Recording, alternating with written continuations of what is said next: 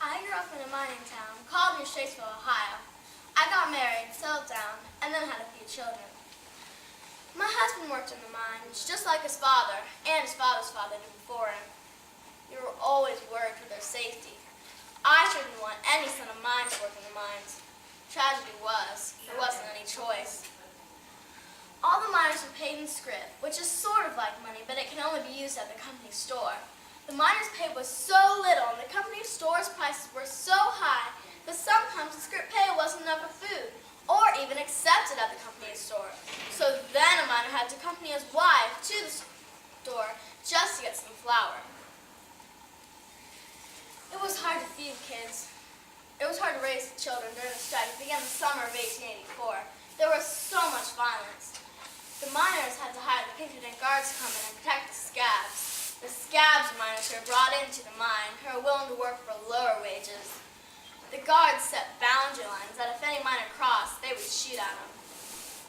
It was hard to feed the kids during the strike. Sometimes they would have to go on apples for days. Corn ground and empty fruit cans and made into bread. It was real bad. If only those two unions in our town could unite, what a triumph that would be. Hello there, my name's John James, just turned 14. I live in this here town near Statesville, Ohio, and I tell you, it's tough being a coal miner. The conditions are bad, real bad, and the pay is enough to put in your eye. See, there are two unions around here, the Knights of Labor and the National Progressive Union. They're both fighting for better wages and better working conditions, but they don't get along, and they never work together. The work here is hard and ain't steady. Sometimes we don't even work for a long time. Right now I'm getting 60 cents a ton, but that's when things are good. There's no end to the danger down there, messing around with explosives. And when you're down there in the mine, crawling on your belly like a snake, it's terrifying. And you're always wondering when that ceiling is about to give way. You know my brother Alexander. Well, it was right here in this mine he was working in a room alone when a piece of slate rolled down onto his leg. It was terribly sad when we carried him home. Folks cried. I don't blame myself. I miss him, and I still cry at night. What a tragedy.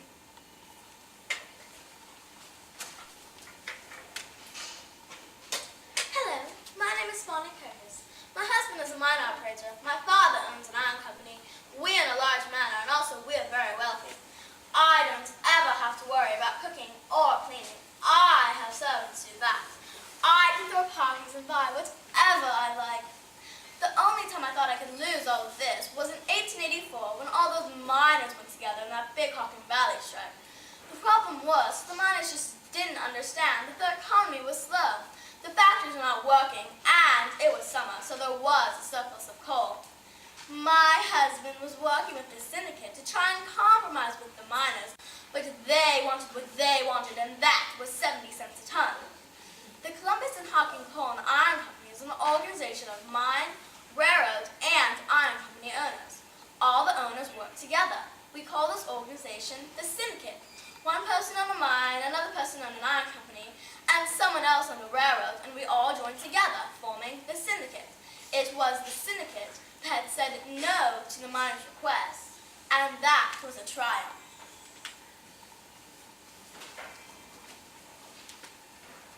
No, hello. I didn't see you come in. My name is Christopher Evans, but you may just as well call me Chris. You see, I've played a big part in the makings of the UMWA. Oh, I'm sorry. Those are the initials for the United Mine Workers of America. I've been to almost every one of their meetings for, say, around 20 years now. The miners like me because I respect their needs, and I, for one, understand what they're going through. Let me tell you about the most exciting time of my life. It was the Hocking Valley Coal Strike of 1884. Low wages and bad conditions caused the miners of the Hocking Valley Coal Company to strike. On June 27, 1884, the syndicate reduced the miners' pay from 70 to 60 cents a ton. The miners were outraged. Now, the syndicate brought in scabs, who were miners who would be willing to work for lower wages. Now, this made for a nasty situation, for it wouldn't take much for men to raise fists against a scab that just stole his job.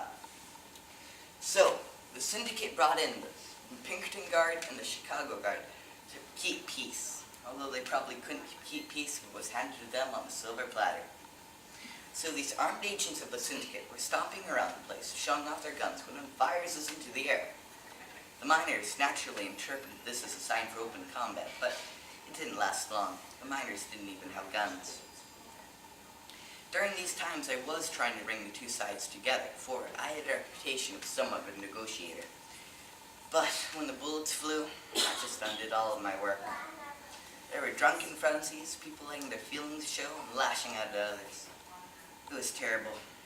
I knew that the first step was to unite my workers, but this would prove not to be an easy task, for not all the men got along, and there were many differences in their religions, beliefs, ethnic backgrounds, and outlooks.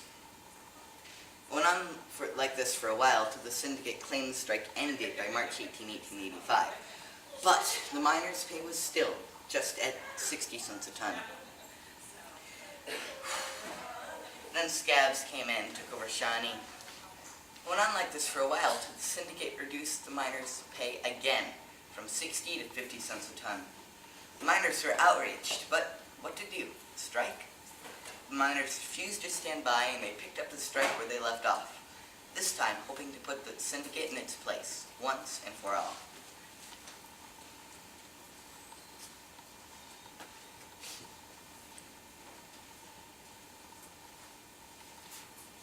One day a man was killed in a mine. He was working in his room alone when a piece of slate rolled down onto his leg. He called for help, and his fellow miners ventured their lives in an endeavor to loosen him. Thomas pleaded for help, and the men came to his aid, but they were unable to lift the slate off of his leg. He pleaded for the men to take an axe and chop his foot off, but none of the men had the heart to sever the foot. It was terribly sad when they uncovered his cold, dead body the next morning, and it was then the miners truly felt the need to unite. And all the miners, regardless of race, religions, ethnic backgrounds, or outlooks, stood side by side and bowed their heads as the body was carried out of the mine. And it was then one man said, "My God, boys, something must be done to stop this rivalry at the price of a man's life." And it was with this sentiment they decided upon a joint meeting in Robinson's Cave, New Straitsville, where they would first gather to discuss unification.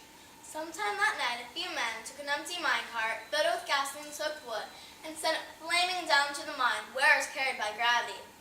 There, the mine became a furnace. The mine fire still continues on today in isolated areas. It has been observed that you could make a cup of coffee from the hot steam coming out from the ground. This is where the true turning point of the organization of miners occurred. History books may say it occurred somewhere else, but Robinson's Cave in Straitsville, Ohio was where the miners first gathered to discuss unification. Shortly after, the miners joined together and created the National Federation of Miners and Mine Laborers of the United States and Territories, and eventually the United Mine Workers of America, the UMWA. The triumph in all this is the fact that the UMWA continues to fight for fair wages, better work conditions, and health benefits 117 years later. Thank you.